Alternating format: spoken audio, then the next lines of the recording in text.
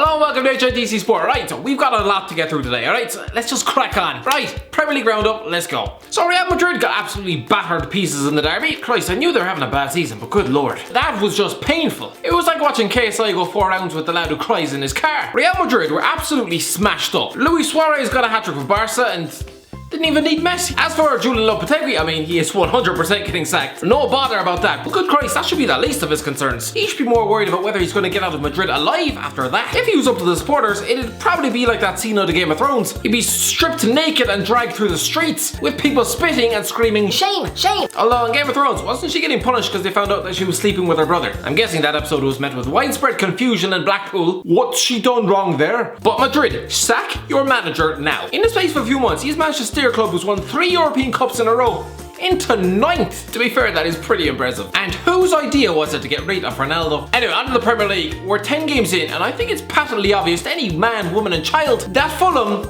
cannot defend. Jesus Christ, they've conceded 28 goals already. That is 6 more than Derby County had conceded at this stage of the season. You know, on their way to winning 11 points and finishing up with a minus 69 goal difference. What do they work on in training at Craven Cottage? Honestly, do they just turn up with 6 bottles of vodka and get pissed in a field? Because there is absolutely no evidence that they actually practice tackling, set pieces, or even the very basics of trapping a damn football. They paid 20 million for Alfie Mawson in the summer. The lad was stuck on the bench and probably wondering how to drown his agent in a bath while making it look like a accident. Slavisa Jokanovic has come out and said he's not worried for his job. Jesus Christ, tell your face. He looks about as relaxed as a trainee journalist who's just been told that his first assignment will be undercover at the Saudi embassy. Praise for Bournemouth though. 2 goals from Callum Wilson and a David Burke strike has put them in 6th, and we're practically in November. They're halfway to 40 points and we haven't even played a third of the season yet. Speaking of horrendous defending, by the way, Huddersfield Town turned in a performance down at Watford that honestly would have made Paul McShane look away in embarrassment. Brighton beat Wolves, God knows how, considering the visitors had more shots than Charlie Sheen at an open bar. Glenn Murray scored the winner, although to be honest, considering he got poleaxed into next week by Federico Fernandez at St James's Park, I'm surprised he was back on the pitch so soon. I mean, that was some bang to the head he took. No doubt for him, the events of the last week have been about as blurry as an evening with Bill Cosby. Speaking of Newcastle, good Christ, things are depressing for them. Over 3,000 fans made the 700-mile round trip to Southampton to witness possibly one of the most mind-numbingly boring games of football ever played on planet Earth. Let's be honest, both these teams are terrible. To sum up the frustrations, let's hear from the eloquently spoken voice of the people. Away the lads! Woo!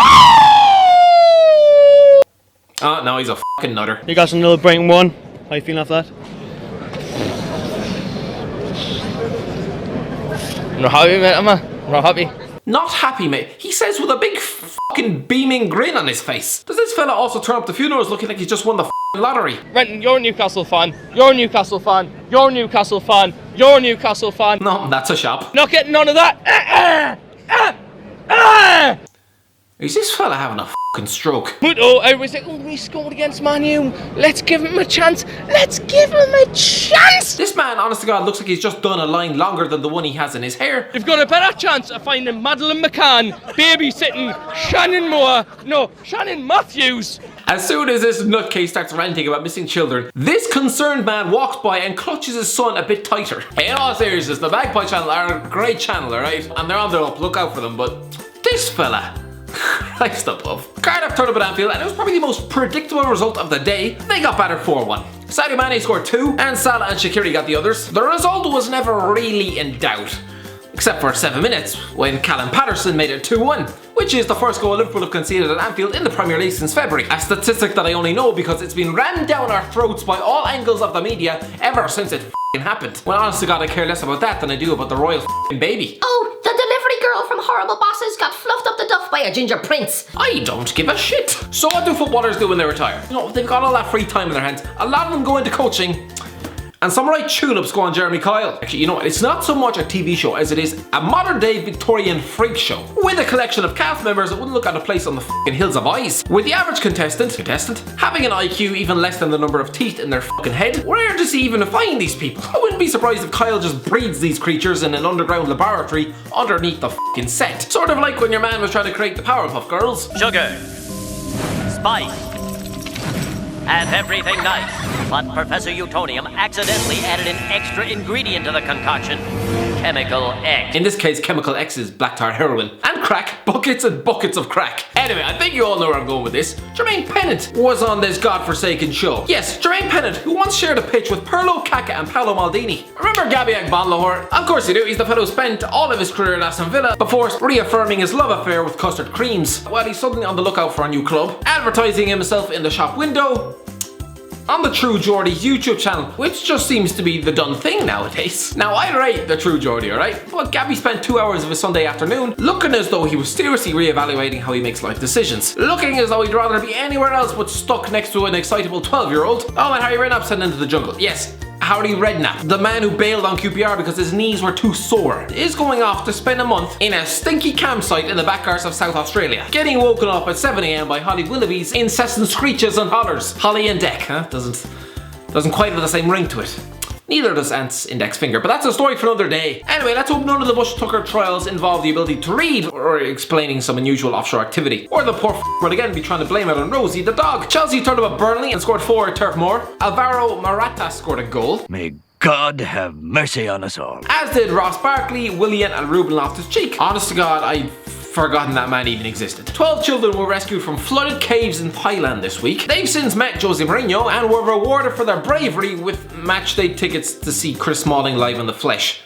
Haven't those poor boys been through enough? Thank Christ they weren't picked up by Newcastle. After 15 minutes of the Southampton game, they'd probably been trying to crawl themselves back into that hole whence they came. Romelu Lukaku was dropped after spending the last 3 months displaying all the movement of a f***ing microwave. Paul Pogba, whose run up for the penalty took about as long as Godfather 3, eventually scored the rebound before Anthony Martial cracked home a second. Gylfi Sigurdsson made it a closer scoreline with his penalty, but it's a good win for United. Who am I kidding? Any win is a good win for United. Genuine question, why do you do stuttered run up, and honestly, do you think it works? I love how the reporter asked this question. Honestly, do you think it works? That's a bit like something your girlfriend would ask, which is really her polite way of saying, If you step 1 foot outside the door with that scarf around your neck, I will cut you in your sleep. Still though, it was mental. Christ, but what was that? About 30 steps for 1 penalty? That's the biggest outrage since a poo was kicked off The Simpsons. Oh, he's an Indian stereotype. I'm offended.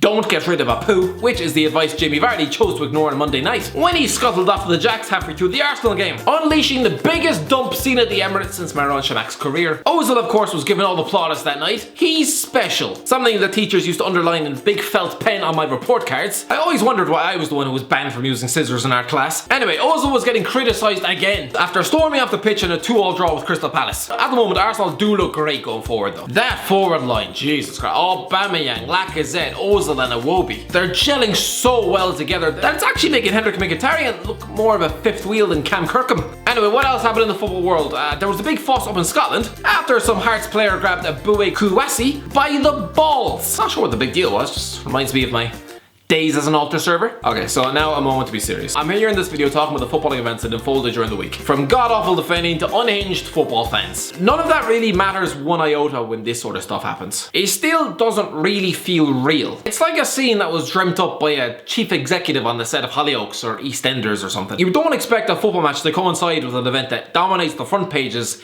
as well as the back. It's very easy to pinpoint just where Vichai Srivaddhanaprabha excelled as an owner. For God's sake, when the man took over in August 2010, the club were stuck in the championship. 2 years earlier, they'd just been relegated to League One. Since then, they've not only been promoted, they've stayed up. And unthinkably, they've won the damn league. We've seen underdog stories before, but I'm sorry, in this modern climate, when the likes of Arsenal and Liverpool have gone years without so much as challenging, and even Man United in the last half decade, for a team with Danny Simpson, Wes Morgan and Mark Albrighton to even think about winning it, it was literally a miracle. For years, it just looked like the title race was going to be bandied around between the richest clubs in England. It really looked like the likes of Man City were just going to buy it every year. But no, Vichai's dreams allowed this fairy tale that actually happened. It was one of the most surreal sporting stories of the 21st century. And not only did it make the dreams come true for Leicester fans everywhere, but it also made the common football fan for other smaller teams, for other smaller clubs. It sort of gave them hope as well.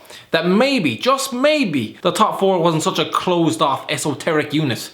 That, you know, the Premier League title race wasn't such a foregone conclusion to be wrestled and fought over by the richest and most powerful megalomaniacs in football. They really just gave hope to the footballing world at a time when it really didn't look like there was any. That season was just so incredible for so many people in the game. No man should ever go to a football game and fail to return home. It's just an absolute tragedy. And my hearts go out to the families of everyone involved, not just Vichai, but obviously the 4 other people in the helicopter. It's just dreadful. It's not just the success on the field that defines the owners, I don't think. It's not just the fact they've uncovered these raw talents and sold them for massive profits. The Shriven and Aberpat family are, above all, good people, which is actually something that's quite rare to find in modern day corporate Britain. Vichai has made countless donations to local hospitals. He's regularly given free beer and pies to match day going supporters. He even treated the 2016 title winning squad to a fleet of blue BMWs. The modern day of billionaires who only think for themselves and the vast wealth they've acquired.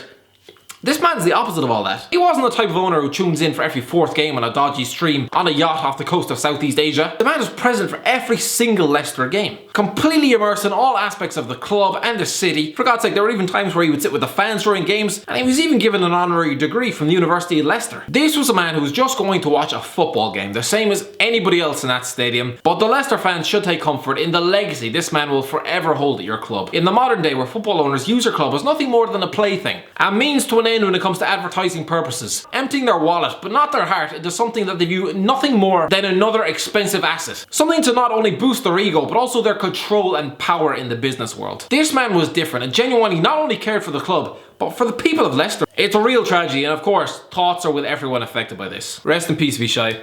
You made football believe again.